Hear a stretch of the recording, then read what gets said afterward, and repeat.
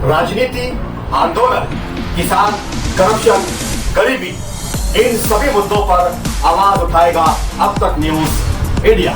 सत्ता के आगे जब भी सवाल कमजोर पड़ने लग जाए तो सवाल उठाने पड़ते हैं।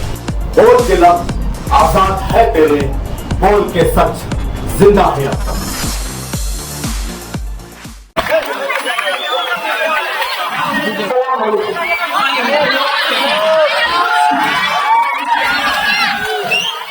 जल्दी सीख गए।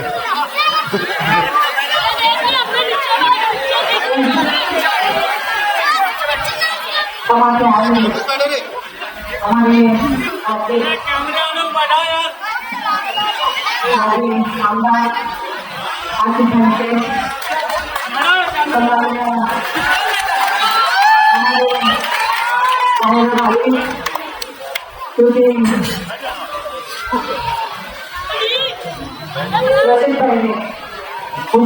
बहुत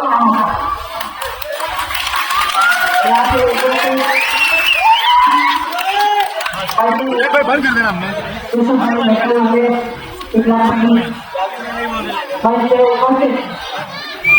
सभी मान्यवर और लोग सब दे रहे ना, यहाँ पे उपस्थित सभी मेरे कार्यक्रम के मतदाता बंधु, मैं आपसे 12 में बात करना चाहती हूँ। चलेगा?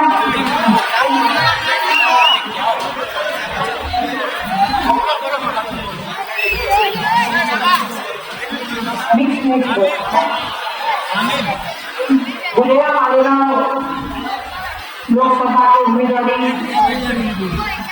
मुझे कांग्रेस पक्ष से महानगर नारायण की तरफ से मुझे एक जिम्मेदारी मिली है और ये जिम्मेदारी मैंने आपके भरोसे से ले ली है। मुझे पूरी उम्मीद है विश्वास है कि आपकी दुआ और आपका मतदान मुझे जरूर मिलेगा और हम सब बीजेपी को हराने में कामयाब होंगे।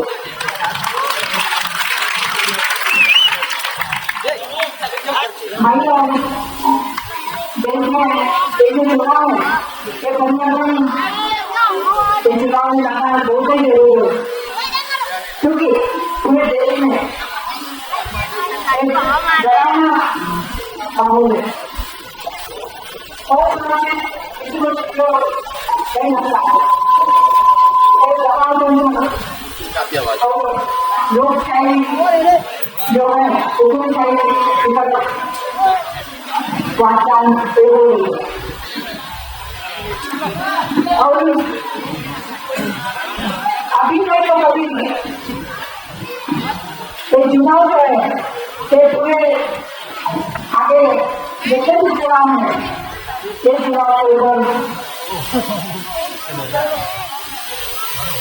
पड़ने वाले हैं, क्योंकि 10 साल बीजेपी ने जो वादे किए थे उसमें से एक भी वादा पूरा किया नहीं।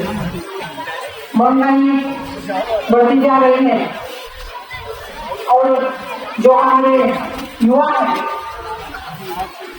उनको कहीं भी नौकरी नहीं है, वो बेरोजगार है। तो इस तरक्की के लिए हमें महानगर सामान्य के उम्मीदवार चुन के लाना है। गैस सिलेंडर के भाव बढ़ रहे हैं, पेट्रोल डीजल के भाव बढ़ रहे हैं और यहाँ पे किसान जो भले उनके जो फसल है तो भी भाव नहीं है। हमारे मालेगांव सिटी में बहुत सारे प्रश्न है। 10 साल में किसी ने खासदार निधि नहीं देखा, किसी ने देखा है?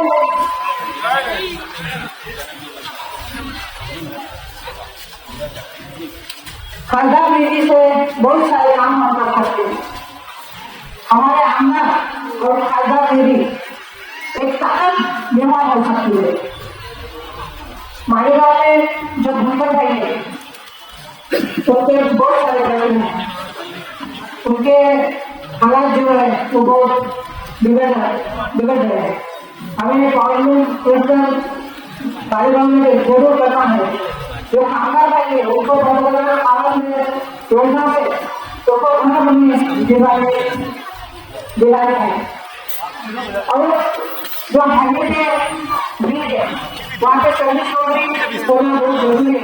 बहुत सारे एक्सीडेंट वहाँ पे होते हैं। मैं आपको मराठी में बोलती हूँ। मैं मालेगावची मिसळून आले मालेगावची कन्या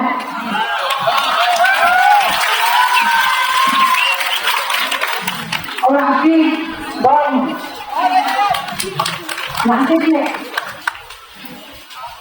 3 साल मैं हो चुकी हूँ और 15 साल हुए एमएलए राज्य मंत्री आणि धुळ्याचे पालकमंत्री मला प्रशासन हा खूप अनुभव आहे आणि निश्चितपणे राज्यमंत्री झाल्यानंतर आपल्या मालेगावचं जे हॉस्पिटल आहे त्याचं उद्घाटन सोनिया गांधी यांच्या हस्ते झालं।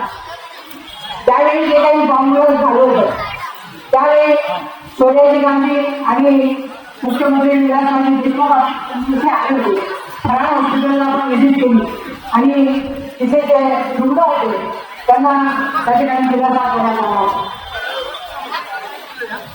या ठिकाणी रुग्ण आल्यानंतर खासदार निधी करून आपण खूप चांगली कामं त्या ठिकाणी निश्चितपणे म्हणजे करू शकतो आपण आणि जे जे काही आपले प्रश्न आहे ते निश्चितपणे आपण सोडवू असं मी आपल्याला शब्द देते। मी कर्मभूमीची भरपूर सेवा केलेली आहे। जन्मभूमीची सेवा करण्याची मला संधी आहे।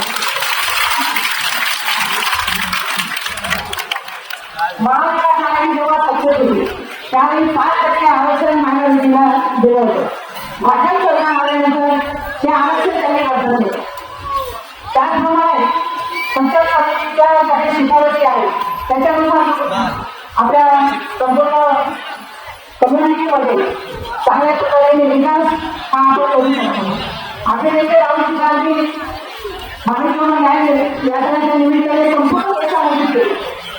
त्यामध्ये शेतकरी बांधवांची बेरोजगार युवक असतील महिला असतील त्याचप्रमाणे जे काही मानवतेचे बांधव असतील त्यांचे सगळे प्रश्न जाणून घेतले आणि आता जाहीरनाम्यामध्ये 5 न्याय आणि 25 भरोसे त्यांनी दिलेले। त्याच्यामध्ये महिलांसाठी जी गरीब कुटुंबातील महिला आहे तिला एका वर्षामध्ये 1 लाख रुपये डायरेक्ट तिच्या खात्यामध्ये जमा होणार। त्याचप्रमाणे जी महिला सुशिक्षित आहे तिला रेल्वे भरतीमध्ये 50% आरक्षण मिळाले। अंगणवाडी सेविका त्याचप्रमाणे अशा वर्गाला बोनस करणारे महिला आहे तिच्या मानधनामध्ये तितकं वाढ होणार आहे। हा जो महाविकास आघाडीचा काँग्रेस पक्षाचा आदेश आहे तो सगळ्या देशाच्या जगामध्ये त्याचा कौतुक होता। परंतु भाजप शासन हे यांना बोलण्यात सांगत यांची काहीच नाही। प्रत्येक गोष्टीवरती व्यक्त करण्यात आलं। त्यांनी सांगितलं की हे महाविकास सरकारचे आहे हे मंगळसूत्र घेऊन आपल्याला देणार। आपल्या नेत्या श्रीमती सोनिया गांधी यांनी त्याचं मंगळसूत्र देशाला दिलं आणि असं कधीही होऊ शकणार नाही परंतु त्यांचा तोड गेलेला आहे। हे नरेंद्र मोदींना 20 वेळ आहे की त्यांना घरी बसवायचं आणि स्थिर सरकार हे महाविकास आघाडी सरकार त्या ठिकाणी देऊ शकेल। जो स्थिर सरकार आहे तो महाविकास आघाडी शासन देऊ शकेगा। हमारी वाली आसिफ भाई उन्होंने जब एमएलए थे तो उन्होंने मालेगांव सिटी में बहुत अच्छे काम किए हैं।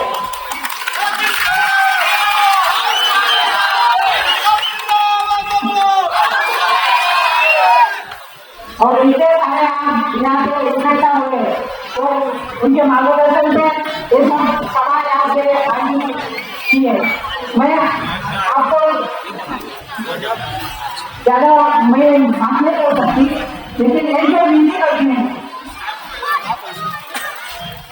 ये बीजेपी करना सीए और लेना से कायदा लागू करने वाले कांग्रेस का इसके खिलाफ है और भाजपा कांग्रेस की सरकार आने के बाद ये फायदा जरूर न छोड़िए और अपना जो विधान मामला है और उसके हम मैं आने वहाँ पे रसूल में आपको साथ दूंगी जिससे भी आपके प्रश्न है मैं ये जान के मैं उन सुनाऊंगी मेरे सभी भाइयों और बहनों से मेरी विनती है कि एक चुनाव में 100% वोटिंग होना चाहिए क्योंकि हम मतदाता है ये हमको चिंता करना है कि हम देश के नागरिक है तो मैं यहाँ पे विनती करती हूँ कि ये चुनाव में 100% आप वोटिंग करना है मैं फिर से आपको विनती करती हूँ 20 तारीख चुनाव है 20 तारीख को अपना बहुमत वोटिंग